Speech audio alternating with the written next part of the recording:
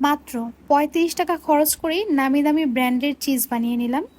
এই চিজটি তৈরি করা যে এতটা সহজ সেটা যদি আপনারা জানেন তাহলে কিন্তু আর কখনোই বাইরে থেকে চিজ কিনে খাবেন না। আপনারা হয়তো মনে করতে পারেন বাসায় বানালে চিজটা পারফেক্ট হবে না, কিন্তু এই ধারণাটা কিন্তু একদম ভুল, যেটা আমিও আগে মনে করতাম। আমার এই রেসিপিটি ফলো করে আপনারা অনায়াসে চোখ বন্ধ করেই কিন্তু এই চিজটা বানিয়ে ফেলতে পারেন। আর চিজটা দেখেই হয়তো বুঝতে পেরেছেন এটা কতটা পারফেক্ট এবং কতটা স্টিকি হয়েছে। রেসিপিটি ভালো লেগে থাকলে অবশ্যই আমার চ্যানেলটি সাবস্ক্রাইব করে যাবেন এবং রেসিপিটি প্রথম থেকে শেষ পর্যন্ত একটু মনোযোগ দিয়ে দেখবেন। চিজ তৈরি করার জন্য এখানে কাঁচা তরল দুধ নিয়েছি, এটা কিন্তু কাঁচা দুধ, আগে থেকে জাল করিনি। আর এই চিজটা অবশ্যই গরুর খাঁটি দুধ দিয়ে বানাতে হবে। আপনারা যদি প্যাকেটের দুধ ব্যবহার করেন সেক্ষেত্রে কিন্তু চিজ হবে না। এখন চুলাটা জ্বালিয়ে দেব এবং এটাকে হাই হিটে গরম করে নেব ১.৫ মিনিটের মতো। দুধটাকে এমনভাবে গরম করতে হবে যাতে করে আপনি আঙুল দুধের মধ্যে কিছুক্ষণ ডিপ করে রাখা যায়, ঠিক এইভাবে গরম করে নিতে হবে।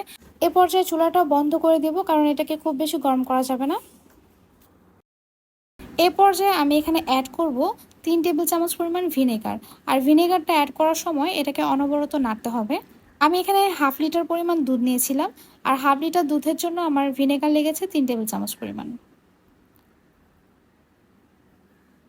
দুধটা যদি বেশি গরম হয়ে যায় সেক্ষেত্রে কিন্তু এই পর্যায়ে এটা ছানা হয়ে যাবে, তাই দুধটাকে অবশ্যই বেশি গরম করা যাবে না। এমনভাবে গরম করতে হবে যাতে করে আপনি আঙুলটা দুধের মধ্যে ডিপ করে রাখতে পারেন কিছুক্ষণ।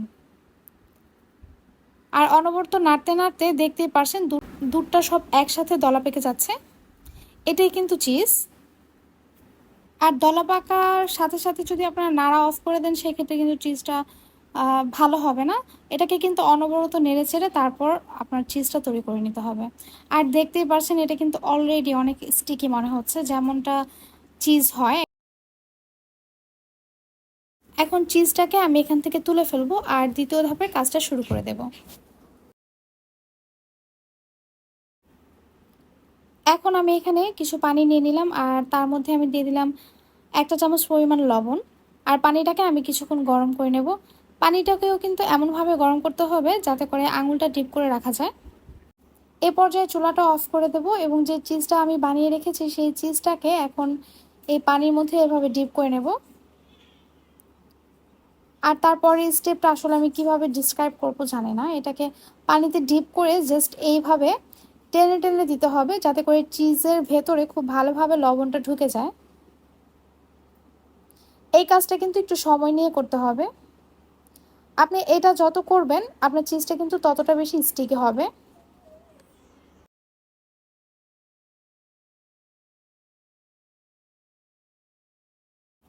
পানিটা যদি ঠান্ডা হয়ে যায় সেক্ষেত্রে আরেকটু গরম করে নেবেন।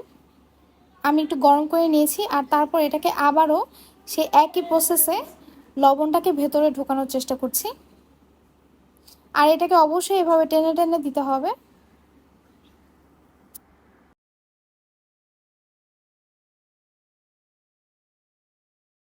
খুব ভালোভাবে চেপে নিতে হবে যাতে করে ভেতরে কোনো পানি না থাকে।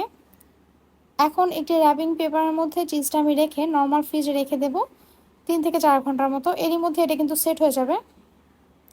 তবে আমি 3 থেকে 4 ঘন্টা এটা রাখিনি, আমি মনে হয় 1 ঘন্টার মতো এটাকে ফ্রিজের মধ্যে রেখেছিলাম।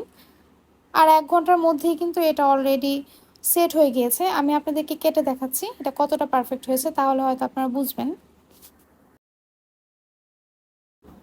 এই চিজটা তৈরি করা যে এতটা সহজ সেটা কিন্তু আমি নিজেও আগে জানতাম না, কারণ আমি কখনো এভাবে ট্রাই করিনি। আর ফার্স্ট টাইম আমি ট্রাই করে বেশ খুশি। আশা করছি এই রেসিপিটি আপনাদের খুব কাজে লাগবে। আমি এখন একটা চিজ আপনাদেরকে মেল্ট করে দেখাচ্ছি। আমি একটা কড়াই গরম করে তার উপর এক টুকরো চিজ দিয়ে দিয়েছি। আর দেখতেই পাচ্ছেন এটা কতটা স্টিকি হয়েছে, একদম পারফেক্ট। আশা করছি এই রেসিপিটি আপনাদের খুব ভালো লেগেছে। ভালো লেগে থাকলে অবশ্যই আমাকে কমেন্ট করে জানাবেন এবং লাইক শেয়ার সাবস্ক্রাইব করে আমার পাশে থাকবেন। আল্লাহ হাফেজ।